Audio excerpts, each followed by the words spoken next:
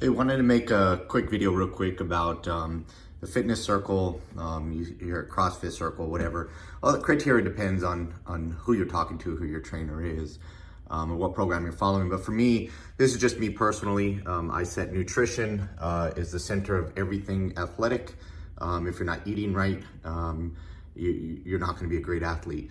I also break it down into 6 categories: gymnastic moves, explosive movement and training, mobility and stretching, recovery, metabolic conditioning, and then strength training. And so I like to map myself to see, where I've been maybe the last month, maybe the last 2 weeks, or as I'm putting a program together for the next 2 weeks to see if I'm too heavy somewhere, too light somewhere. And as you can see right now, I've done this now for the last month. Obviously recovery, I need to fix that. Mobility is good. Explosive movement looks good. And you need to incorporate some more gymnastic moves, maybe some more kipping, toes to bars, box jumps, those type of different things. Strength training, I've been hitting really heavy, so maybe I need to bring that down just a little bit. My metabolic conditioning is good.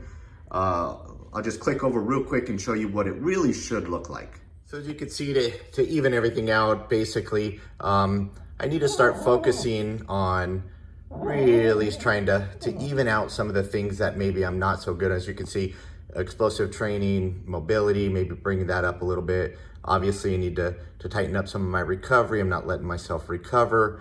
Maybe even bring down some of my metabolic conditioning, depending on what I have ahead of me, if it's a tournament or not. But that's really what it should look like for my wheel. If not even expand it a little bit more. I like to do 2-a-days, so maybe not stuck at 5, but maybe kick things up to 7 or 8 holistically, to include recovery, as long as my nutrition's properly keeping me safe. But that's really what it should look like. And as I was doing this, I was actually thinking about jujitsu and a wheel, instead of a wheel of athletic conditioning, a wheel of jujitsu training. And I'm gonna click over real quick and create a new wheel to show you what my thoughts are on a wheel of jujitsu as I'm trying to move into a purple belt. So here's my thoughts on a wheel of jujitsu accompanied by a wheel of athlete. As you can see, the wheel of an athlete comes way before a wheel of jujitsu. If you're not a sound athlete, you're gonna struggle in jujitsu, whether it's repeated injuries, your metabolic conditioning, you name it. Many things can suffer if you don't have a wheel of athlete program on point. So I took this from a purple belt requirement. Of course, this hasn't been vetted by my coach. I'm just kind of freelancing this right now as I'm talking through it. I'm sure he'll have many things to say about this. So Coach Don, maybe we could chat after one of the days on the mats. So just from the purple belt criteria, just looking at some of the things, knee on belly, turtle position, takedowns, both taking people down in defense of, submissions, closed guard, open guard, half guard, side control, passing, submission, escapes, mindset. I think mindset is critical. I added mindset on here because I know so many of my team members that the mindset of being fatigued, not wanting to come into the jiu-jitsu gym, and it's all around mindset. Even though you don't want to, you've got to really focus on strengthening your mindset to get into that gym on days you don't want to. Drilling and rolling. We drill and roll all the time. Maybe that's not good, in sense of recovery. And it's really good in some aspects every day. But I know there's many thoughts on it. Behavior. Behavior is critical. If you're a jerk on the mat, if you're a jerk to people, that's not jujitsu. I don't even want to deal with you if you don't have your behavior on point. It's something you always have to focus on because we are alphas. We like to be the best, and so keeping your behavior in check is critical for me. Competing, again, this is a personal thing. I love to compete. I love the adrenaline of facing another person on the mat, and really testing my skill set. Mount and back control, of course, knee on belly, I love.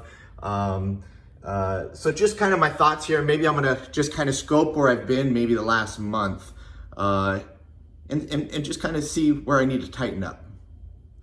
So this is what it came out to be about the last month or so. What I think that I've been focusing on the most. I've been really focusing on my open guard. I've been doing a series of lasso attacks and techniques, and so I've really had a heavy emphasis on that. Let's see, back control. I really need to focus more on working some more back control and maybe kind of target those things. Knee on belly, love going on knee on belly. It's such a painful technique and very dominant. Turtle position, I haven't been training much. Takedowns really haven't been training much. I need to side control, probably average. Guard passing, let's see, we've been doing a little bit of guard passing, more focused on guard passing, which is of course critical. Submissions and escapes, I've been really focusing on submission escapes. I think it's critical as we move through this. But the wheel of jujitsu is what I'm generically calling this. And I'll have to talk to my coach. Is it a sound process to focus on certain things, or is it like an athlete, a wheel of an athlete, where it should be consistent training for all of these things for as I attempt to move into a purple belt? And that would look something similar like this. So interesting concept again. Just the ring that I put there, put everything probably at about 4 or 5. And of course we have limited time. I train probably 4 days a week. If I'm really lucky, maybe 5, but for the most part, 4 days a week. So it's hard to get all of this in a week. But if you move this out into a month, or maybe even 2 months or a quarter, or if you look at something like that, I'm curious to hear what your thoughts are if there was a holistic approach to jujitsu training to make an overall sound, blue belt or purple belt in this case, as I'm attempting to test for a purple belt. I just wonder if this is an interesting model. Give me your thoughts. Appreciate you watching.